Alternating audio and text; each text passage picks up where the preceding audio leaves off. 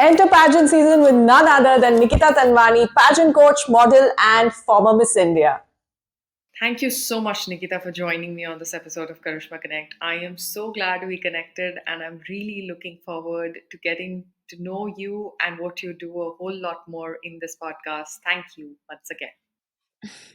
Thank you for having me, Karishma, and thank you for taking out the time despite everything going on. And I've been waiting, trust me, like today's Friday, I've been waiting since the beginning of the week to have this conversation. I love the energy that you bring to these episodes.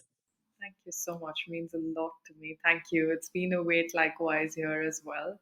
A very interesting journey that I have, sort of touched upon and been looking forward to covering for quite some time. And I'm so happy we're doing it. And that's my first question to you, Nikita.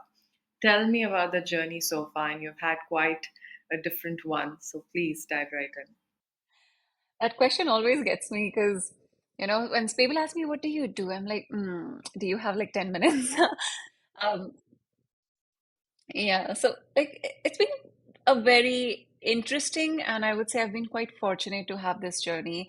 Right now, I work in the creative and entertainment space, I'd say, and it wasn't always the case. I grew up major part of my childhood in India, and so in the beginning, it was like you have to crack IIT JEE. I studied at BITS Pilani, got a job at Oracle as an applications engineer. So very standard, conventional path I followed. And so I had a very late entry into this industry, I'd say, because usually when people look at someone who's, working as a model, content creator, um, you would think that, oh, you probably started really early on. And this misconception is also there for a lot of people that don't you have to start modeling like in your teens, 16, 18? And I got into this industry at the age of 23, relatively late.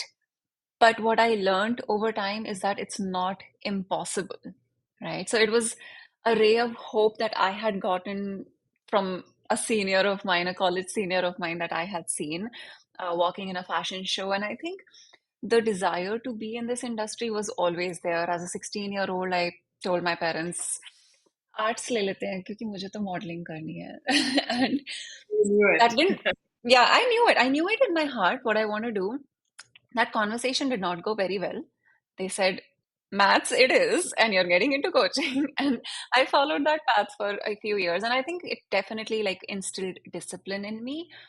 Um, but cut to 2018 is when I actually started modeling. And this was at a point in my life where I was financially independent. I had a job, I had everything going on for me. So I was like, you know what? Now let's listen to that voice in your head that's always been there. Plus the fact that I don't know, I figured out like, oh, it's even possible. And I think that's all I needed. I needed someone to tell me that it is possible, like it's never too late.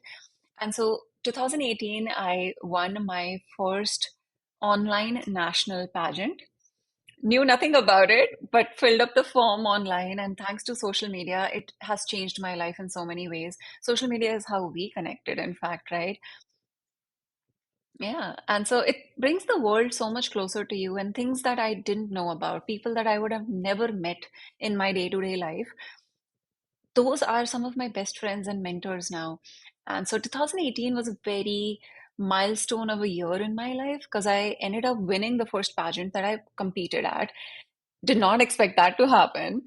And that in turn prepared me for Femina Miss India, that experience, the networking, mentorship that I also got as a part of that competition. And 2019 is when I competed at Femina Miss India for the second time. This time I was a lot more prepared. My first time was I just walked into the auditions and got disqualified in like 5 minutes. So that was something. But like the interest was there. So I always used to give it a shot. And in 2019, I represented Andhra Pradesh. I was in the top 30 of the country, which was, yeah, a huge deal. I know I remember video calling my mom, and even she couldn't believe. She was like, "You won?" Like that was the reaction. Like she didn't expect me to win. Um, so yeah, it's been quite a journey. And I think so Miss India, I did not end up winning the national title. Also because I could never, that was my last eligibility year. Because like I said, I entered very late into the industry. So there's usually like an age bracket to these things. And I could only have one chance. That was somewhat maybe I think the universe preparing me for like do something else, because usually, you would go back the next year, try again, and all of those things to end up winning. But I wasn't even eligible to go back. So I figured, you know what? This has been such an experience, but I don't want this to be a small chapter in my life. Let's make it stay, because I got addicted to it, and I like, once you're in the industry, I don't want to come out of it. Like, I don't want this to be in the past. And I think that's what motivated me to start a YouTube channel, which I think, again, things align sometimes.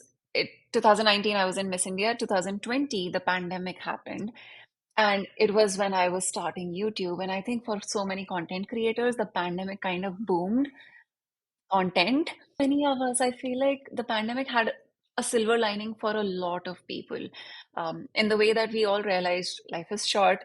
Let's jump into what really matters, what makes us happy. And I think that's my story. 2021, I officially launched my pageant coaching business. And since then, it's just been a journey of entrepreneurship and learning, and just, taking every opportunity, making the most of it, trying to make as much impact as possible. From that expertise perspective, Nikita, tell me, why are pageants not just merely beauty contests? Because you, to me, are somebody who is an example that it goes beyond just, the glam and the show and everything. Okay, I love this question because what I love most after coaching for pageants is breaking the stereotypes around beauty pageants and modeling. Because I was someone who was not necessarily a victim, but as a young girl, my parents heard about the stereotypes, and that was the reason I had a late entry, right? What I try to make sure is now, like, if I break those stereotypes, if I debunk those myths about beauty pageants, what it's actually about, so many young girls would get those opportunities sooner. And time is everything, right? I think beauty pageants, if I had to compare it to, say, something else that you see on television now, it is so similar to MasterChef, something I really enjoy watching. It's just a different expertise, right? Like, that's about cooking. Beauty pageants, people think that it's all about looking pretty and it's a matter of chance, like the most beautiful girl is going to end up winning. But it is so much about leadership skills, being able to be a brand ambassador, a spokesperson, and the kind of hard work that goes into preparing for a beauty pageant. You need to be extremely self aware, you need to be a good public speaker. And imagine if there was like a reality show of public speaking. I think that would be closest to what a beauty pageant is, in fact, right? Because like when I binge watch these shows on Netflix, like MasterChef, Shark Tank, there is so many similarities between Shark Tank and beauty Just about, pageants. yeah. Yeah, and I don't know, like if someone doesn't watch pageants, they should know that in March of 2024, Shark Tank collaborated with Miss World. Why would I know, right? Why would those two organizations come together? It's because beauty pageants, I think wherever women get involved, our society tends to, just look at the beauty part of it and forget everything else that went into it. And it's primarily because like women are involved. This is one industry where it is more of a women dominated industry when you say like beauty pageants and modeling. And I guess that's why it's also not given that much importance, which is something we're trying to change, right? We're trying to like have a platform. Whether you want to become an author, an entrepreneur, a motivational speaker, anything, you want to get into administrative services and make change. I think beauty pageants prepare you for any venture you want to start afterwards. Because what it does is it basically elevates your brand, prepares you for almost any job interview in the world, and gives you a confidence that is unmatched. I don't think any other experience in my life affected me the way my Miss India experience, I would say, did. Because those 40 days that I spent inside like the Miss India camp was probably as transformative as the 5 years that I spent in college. And so that's how intense it is. I mean, it's hectic for sure. You got to do all of that in heels with makeup and false lashes on. Um, but then you end up making these friends, and now every single one of them is doing amazingly well, right? One of them is the host of a TV show. one of them is working in Bollywood movies. And I'm so sure that I'm going to tell my hypothetical kids someday that, like, do you know that actress in the movie? I know her. She's my friend. I get to say that, right? And it's not necessary that everybody wants to get into acting and modeling. I think that's just what we've seen because, like, we grew up watching the 90s legendary queens. But these days, things are a lot different. What exactly is the process all about? I don't want to divide it into. I originally wanted to ask you what are the three things that you think people should, know about entering these pageants. But I want to ask you in a particularly different way about the process itself. Take me through the process. Why you said it's challenging? You said it kind of the 40 days was equivalent to your 5 years. Why was it like that? Hmm.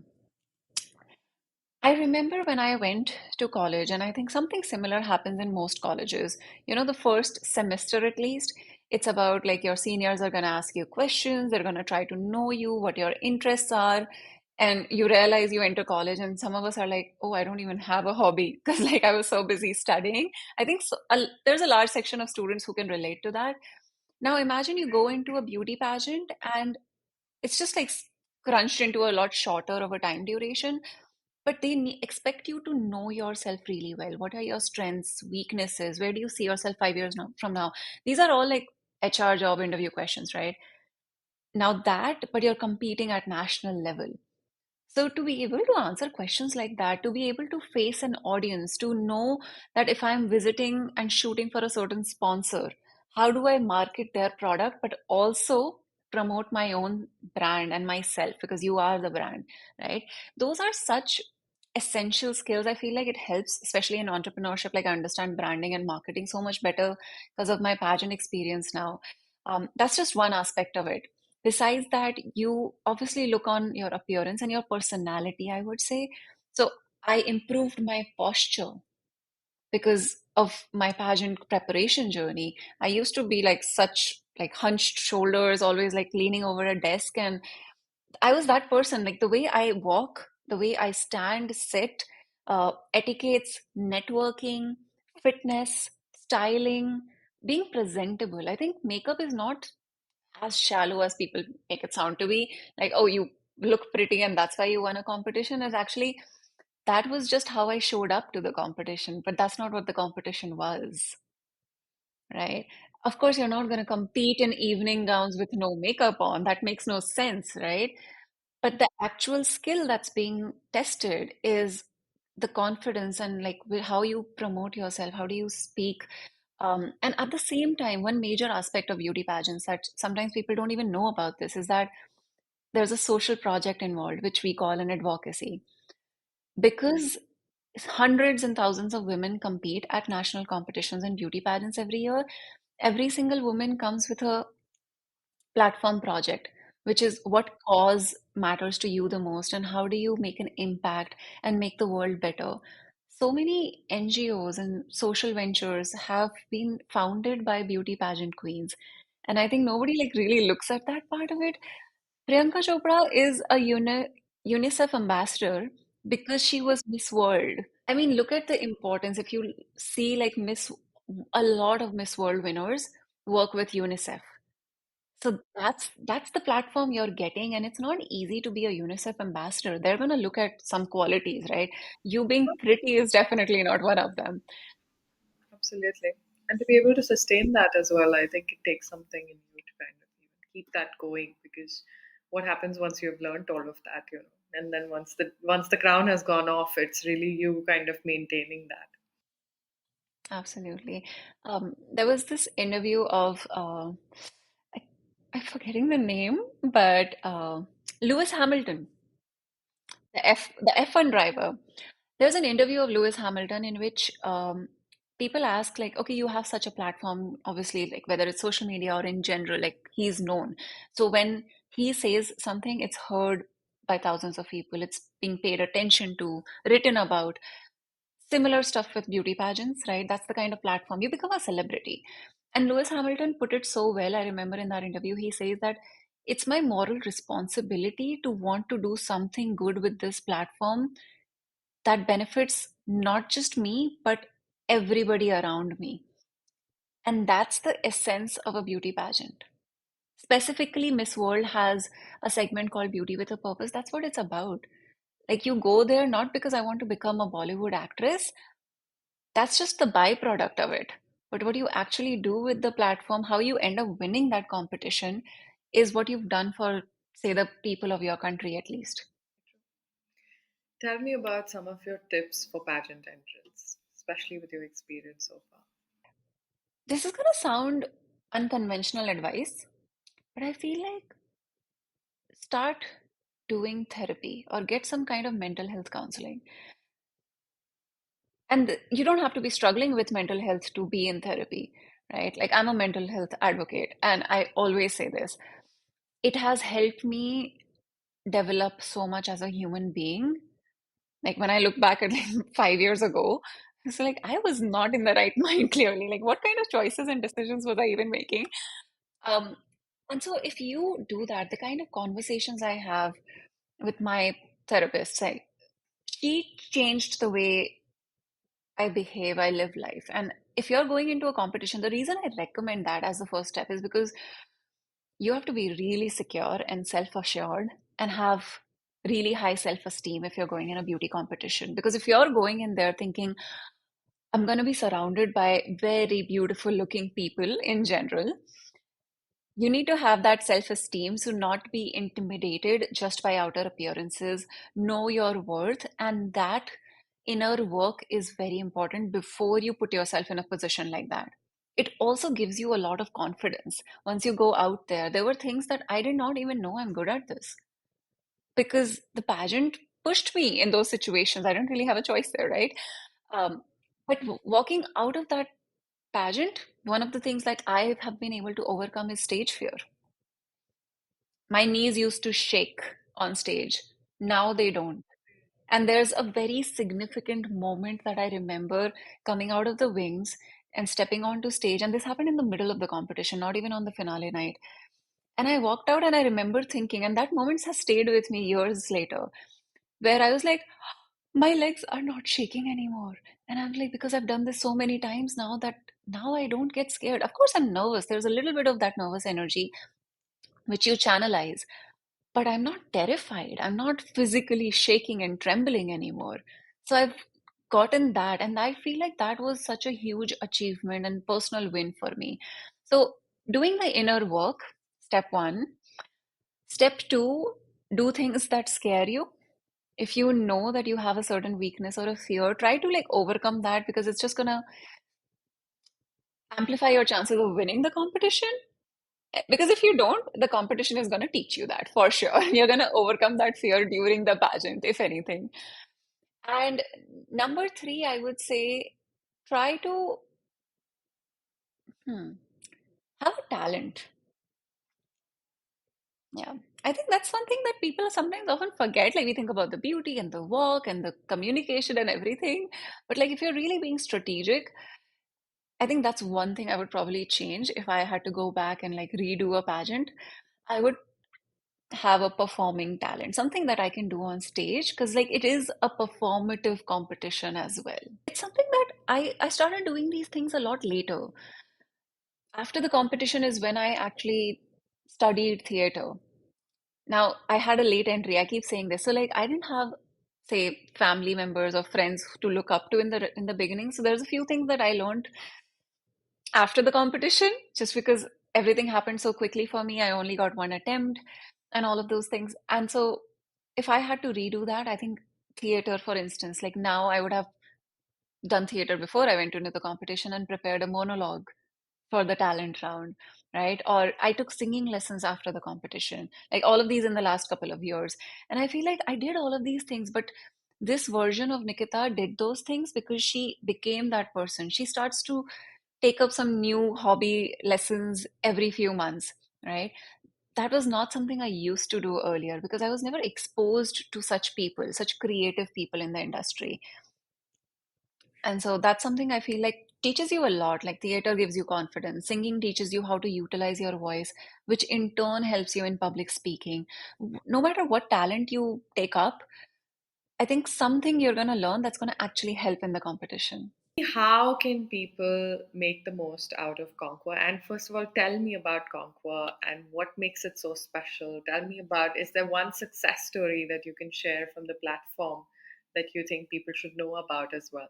So Conquer is my pageant coaching brand that I launched in April of 2021. The name itself, I think it instills a feeling that, and the motto of my brand is also conquer from within. I feel like if you've overcome in your inner self, all of your fears, all of your limiting beliefs, then you have the mindset of a conqueror. And so that's the overall essence of the brand if I had to like summarize it. Um, Now at this point, we have several courses, and I'll get into that. But you asked me about a success story. There's been so many. I've been very fortunate because Conquer happened organically through YouTube. And what that helped me with is I have a global presence. Anyone sitting in Japan, Canada, Nigeria, Malaysia, I've worked with people from all of these countries. And honestly, it would be very difficult to pick one success story, but I think I remember coaching Pragnya Ayagari. She's a girl from Hyderabad who came to coach with me very, very, beginner. I think this was the first time she was in front of the camera wearing heels. And in fact, we've had a lot of such girls. Like, you don't need any prior experience because that's what we do. We like, turn a stone into a diamond. I feel like that's what we're doing at work. And I remember she came to me in December of 2021. And all you have to bring, when I say the mindset of a conqueror or what kind of people become a pageant queen, let's talk about that, right? People think like, can I become a beauty pageant winner? I think what you need to have is one, like self-belief, as cliche as that sounds. But Pragna always used to say this one thing, and her favorite quote is, if you can dream it, you can do it. So I think she was just manifesting that the whole time, no matter how much work that takes. 2020, when she comes to me, 2022, like less than a year, she competes at Femina Miss India. This is her first time competing. She becomes a state winner and also gets into the top five of the competition. Yeah, I didn't place top five at my batch. So, what makes me even happier is that the queens that I have been able to build through my brand are far more successful in many ways than me. And I think that's what is most fulfilling about the profession, right? And top five, that's not even where her journey ended. Like, I somehow knew, I was like, you're meant for so much more. Top five was just like one small milestone in her journey. And I remember having this conversation with the national director of the organization, and I had just texted something like, I hope you see in her what I see in her. A few months later, Pragnya is appointed to represent India at Miss Supranational, which is one of the top five international pageants in the world. She was appointed. She did not have to compete for this because that's just how that was happening that year. Like the country was appointing several title holders. And I remember she's also like the sweetest human being. She called me first. She's like, after my mom, you're the second person I have called right now because she wanted to share that good news with me. And I remember like tears rolling down my eyes. That was also our first year coaching. I did not expect Conquer to produce so many queens in the first year itself. That wasn't even the only success story. Like the same year she was in top five, there was another client of mine who was also in top 12, who is also like my successor. She had the same title that I had in 2019. In fact, till date, what my title has been, I have two students of mine who have the same titles as me in just the consecutive years. So to be able to get them to the same position, and now this other client who has the same title, my successor, her first movie just came out. And so she's killing it, absolutely nailing it. So, like when I say success stories, what I love about this story is that for Pragnya specifically, and I'm just like, she's just one of the many stories I have. Her life changed in like less than 2 years. She was representing the country. I don't think anybody expected that to happen. But it's about the work that you put in and just being disciplined, being dedicated. That's something she always brought to the table. It was not like yes, I want to do this, but then, like how your passion and motivation takes dips. Sometimes we all go through those highs and lows. You just have to be very internally driven. And if that's consistent, I think that's all you need. After that, like I tell everybody, like leave that to the coach. Just bring your dedication and discipline here. I can do everything else for you, but that's one thing that I cannot do for you. To answer the last part of the question, at this point, Conquer has gone through several transformations. I have learned along the journey. And at this point, we have online courses which are completely self-paced. So if that's something that, sometimes people prefer, like, I just want to learn on my own. I don't want to be pushed into like 1 week, 10 days. That's not how it is at all. People can just go over to our website, which is www.conquerwithnikitatanwani.com, and they'll be able to see our online courses.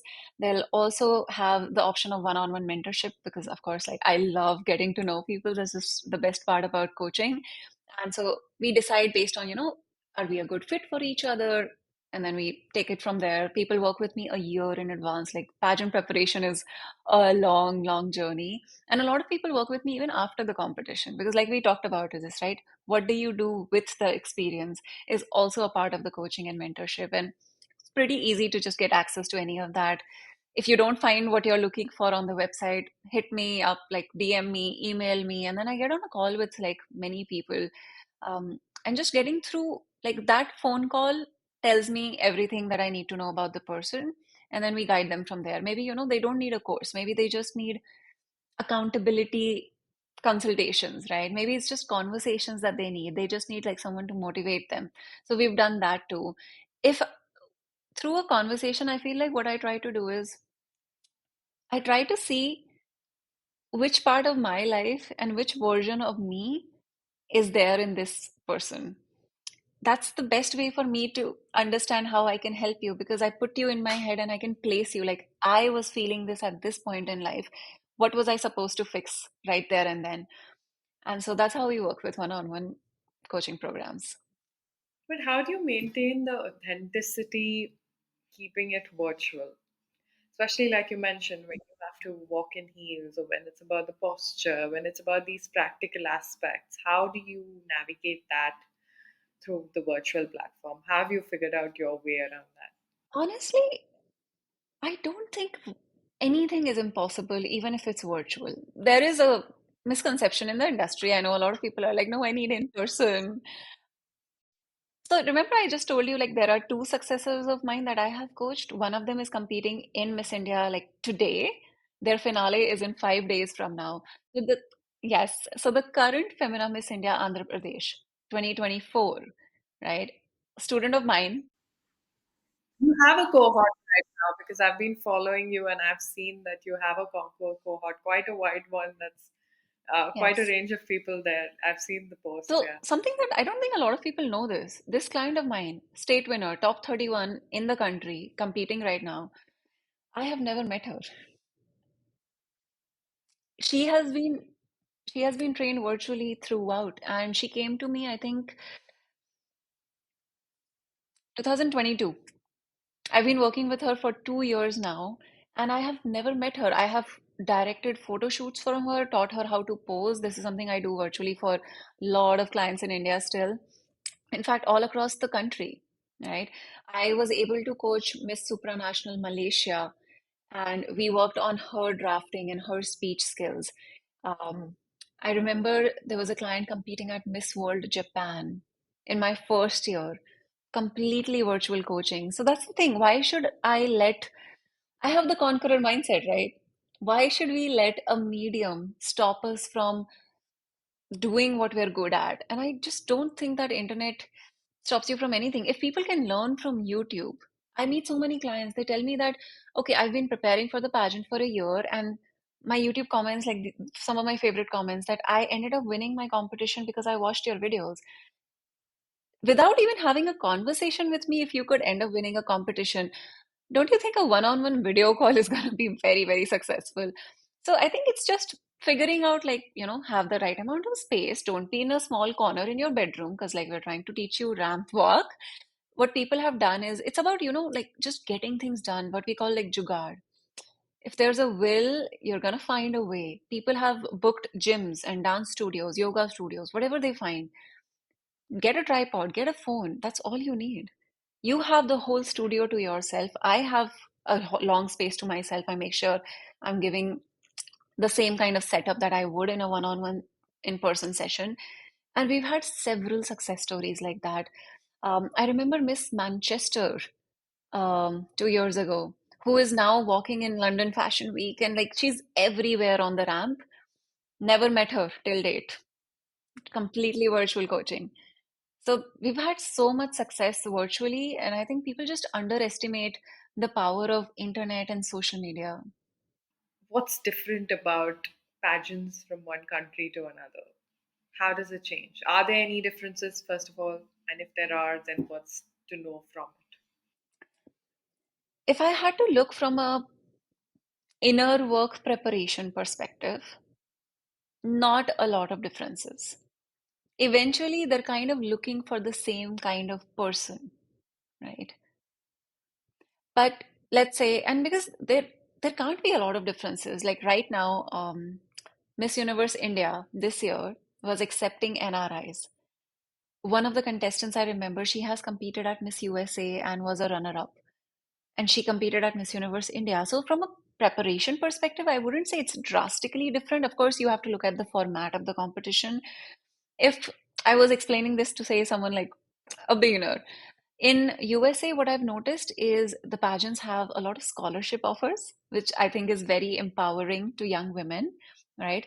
Especially the Miss America system, right? Um, that is something that I haven't seen in India. There are cash prizes, but like the way we word it is not exactly a scholarship, right? So that's maybe a minor difference here and there. Then if we look at countries like South Africa, right? They have South Africa is a league of its own. They have like a whole reality TV series where you see the girls compete for a whole month. It is so interesting to watch. You should definitely check it out. It's called Crown Chasers, and you learn so much. Yeah, it's very interesting to watch. You get to learn a lot. Like if you're preparing, I would watch that, right? Um, then we also have recently, like a lot of countries have different, say, cultures and uh, religion and things like that. So let's say Pakistan. They just last year they entered the pageant scene. Now the Pakistan is sending delegates to Miss Universe, which is a huge, huge deal, right? But of course, coming from that country, you also have to respect the tradition and the culture and the values there. So the kind of attire that they would have is different. But here's the thing, you don't need to be in a bikini to win a beauty pageant, right? It's not, yeah, it's not about that. So I think there are many differences like that in the formats of the countries, depending on, like, of course, when you look at the business aspect of it, they're catering to what the host country is like. Is it a cold country or is it a beach country? I think even that makes a big difference with the kind of rounds that they have. In India, of course, like people love to dance. So we have a special event and we have a lot of dance performances at pageants. Not so much in other countries where dance isn't such a big deal. But I think from a contestant perspective, honestly, there isn't that much of a difference. If you look at ramp walk, you tweak those things. Certain pageants are a lot more dramatic compared to other competitions. So you would tweak it, but the fundamentals are the same. If you're looking at interview coaching, how to answer a question in a pageant, honestly, it's the strategy is the same, right? It's the last 10% that you tweak based on what competition you're going for because that's the job you're applying for. So it's like your resume. When you apply for jobs, yes, you do make changes, but you don't over change your entire resume overall, right? You just change the keywords. Very similar process, which is, and thank goodness there isn't a lot of change because, like, that's why as a coach, I'm able to coach for different systems. Yeah. I learn a lot actually when I work with different kinds of people. Just recently, I met a bunch of people who were telling me the differences between pageants in Puerto Rico and Dominican Republic. And I was like, ah, interesting.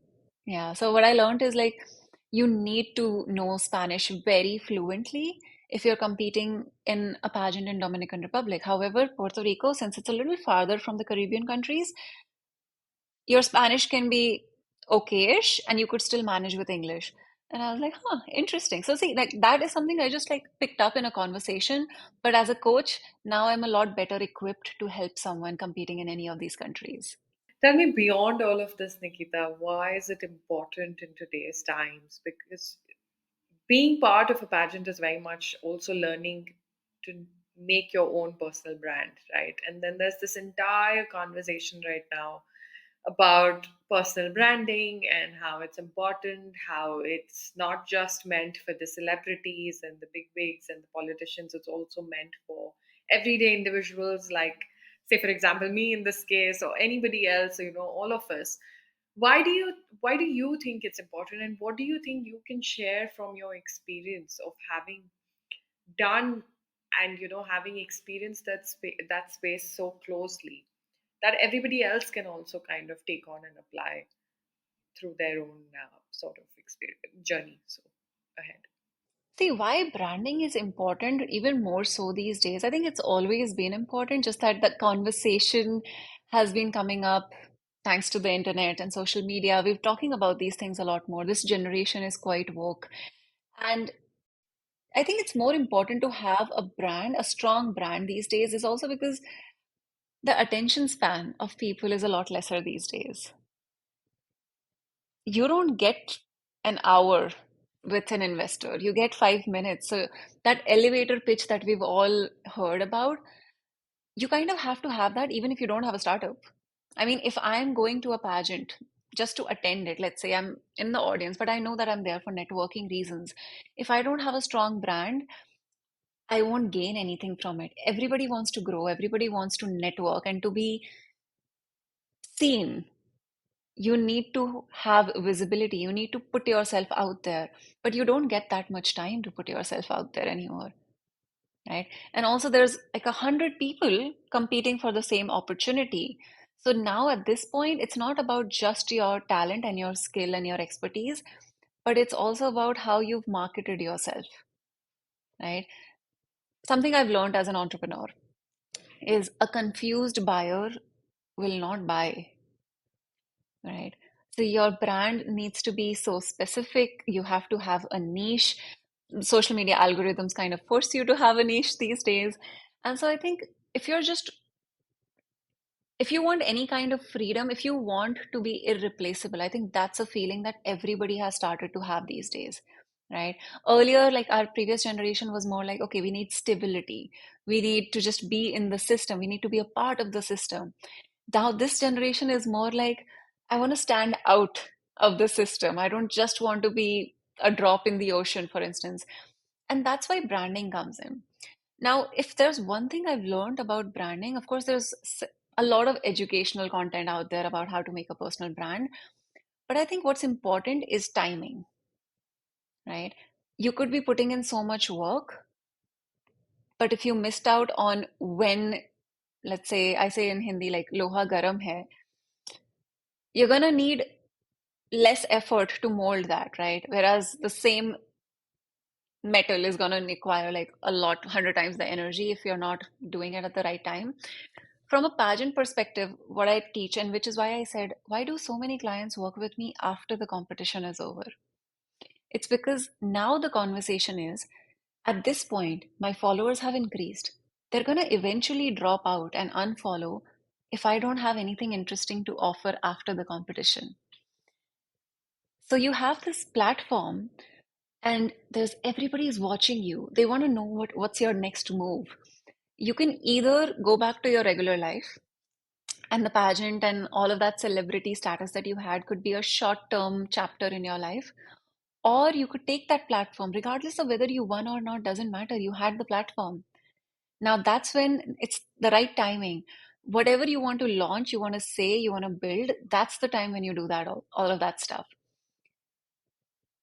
And so I think that just knowing what you want to say, but at the same time, not letting people lose out and, lose interest in the things, which is also why consistency is so important. Something I've learned recently while working with a business coach is very, very, very small nuance thing. So many of us show up on social media and we say, oh, hi, I've been missing for weeks. I know, da da da da da. And, like we tend to start like that. even if you have been missing for weeks, don't say that because you lose the trust of the audience. Rather, show up as if you've been showing up daily anyway. Maybe they didn't know. And so, like what I've been learning is, yeah, it's just like it's such a small change, and I've made that change now, and I'm noticing like content creator to content creator. This is such a useful tip I've learned. Like it increased the engagement. I didn't even know that that's the mistake I was making. Yeah, and so like when I say like timing is everything, that was also like something related to timing only, right? Like it's like right now people are listening. What you say at that time matters. Yeah. So I think just like being showing up, if I had to summarize it, not everyone's going in a competition, but you want to build a brand. Notice what part of your life is going on, and then try to have like a third person perspective. And this is where coaches and mentors really help. I feel like it's like looking into a mirror and having the mirror talk back at you, which is where sometimes therapy can help. Maybe that's the person you need to like bounce off ideas off of. I discuss like my business ideas in therapy sometimes because like maybe we don't have anything else to talk about. And what that helps is you realize how people are perceiving you. Once you get that understanding, you suddenly know, oh, this is how I have to show up if I want to take things from here to here now, right? So, yeah, just like looking at yourself from that vantage point, I think really helps in personal branding. Whether you've moved a new country, gotten into a new relationship, like got married, your brand changes constantly. Difficult or easy, sometimes you just meet the person, sometimes it takes a while. What have you learned about finding or choosing sort of the right mentor or the right therapist or the right person that you can kind of trust to, take you forward in your journey? That's a good question. And like right before this podcast, I was actually answering a question online where someone said that, oh, but like no matter how hard I try, there's always someone better than me. And I said, why is that a problem? Aren't you supposed to be in rooms where everybody is better than you? For me personally, I've always tried to put myself in rooms where, I have to be the least smartest person in that room. That's when I'm in the right room. And that's how I find my mentors. So when I look at somebody, right now, my mentor who I work with, I looked at her life, I did my homework. And not just that, I also hung out with her at events. I spoke to other people who have worked with her. And I knew in my heart, do I want to be like her? The life that she's leading in all aspects, whether it's family or work, like both. I don't think just someone's professional success alone can make them the right fit to be your mentor, right? Because you don't know how they're balancing the other parts of their life. So I really get to understand that person's overall life, like how she's a good parent to her children and what she does on the weekends. Really get to know the person. It might take a while, but like it's worth the time. And if I know that 10 years from now, she's probably 10 years older than me. 10 years from now, I want to be like you. That's my mentor. It could be anybody. She's not even in the pageant space, right? My last question to you, Nikita, is tell me what keeps you going and what do you most look forward to? I think, although I'm not there right now, but living in New York City, you got to keep going anyway. Like, look at people around you. Everybody's running. It's the fastest city in the world. And I have sensed that the drive in me has significantly increased since I moved to that city last year. I think yeah, there's always something to take inspiration from, to be motivated by, but then thankfully, where I live, I think just generally putting yourself in those rooms where everyone's better than you. I walk into those rooms knowing like I do not belong here, but that's not why I'm here. I'm not there to belong, I'm there to learn. You get motivated because everybody's around you to like hustling. And like in New York, at least what I've noticed is everybody has like at least four jobs. On Mondays I'm doing this, on Tuesdays this, on Thursdays something else, and I'm like, you have like four professions, and that's so normalized. So I think like the drive is inevitable, right? You look at people just like hustling and their ambition is at a peak, and so it just like rubs off. That energy is very contagious. What drives me and like what I look forward to, like what am I going to do with all of this energy now is I think eventually there's one thing of like it's fulfilling to create change, to work with women and build like a conqueror mindset. For myself personally, I'm trying to get to a point where I feel empowered. And I use that word because to me, empowerment means being able to choose what I want to do with my time, whether it's financial freedom, whether it's geographical freedom, whatever it is. I think maybe 5 to 10 years ago, I used to be that person. My definition of success has changed over time. It used to be that I don't have a social life, I'm a workaholic. That's what I said when I was 18. Oh boy. Um, and I think I did that. I did that kind of life for a while.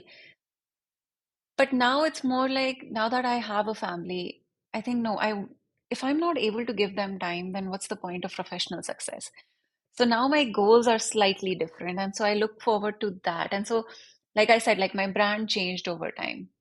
Now the definition of empowerment that I would share and the kind of role model that I aspire to become is someone who's able to do everything, right?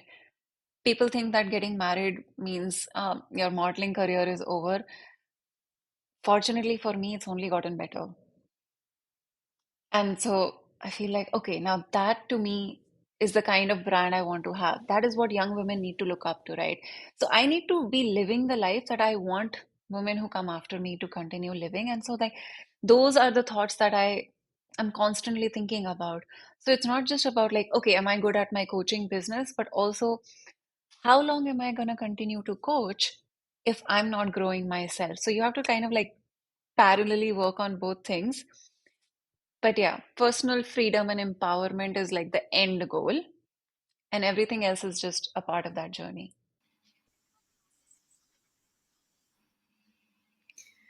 Such a beautiful conversation, Nikita. More power to you. Keep conquering, keep connecting. Thank you so much. It really means a lot to have had this conversation. I had such a good time, and you ask the most beautiful questions, Karishma. I mean, I knew that this conversation was going to be amazing, but I had a really, really good time, and I'm so glad that we connected thanks to social media and that we got to do this. Knock, knock. Are you still here? Well, I'm super happy that you are. Thank you so much for watching and tuning in. Please do like, share, and subscribe to Karishma Connect across platforms. And I look forward to bringing you many more such amazing stories from around the world. If you've got one, please do get in touch. Lots of love.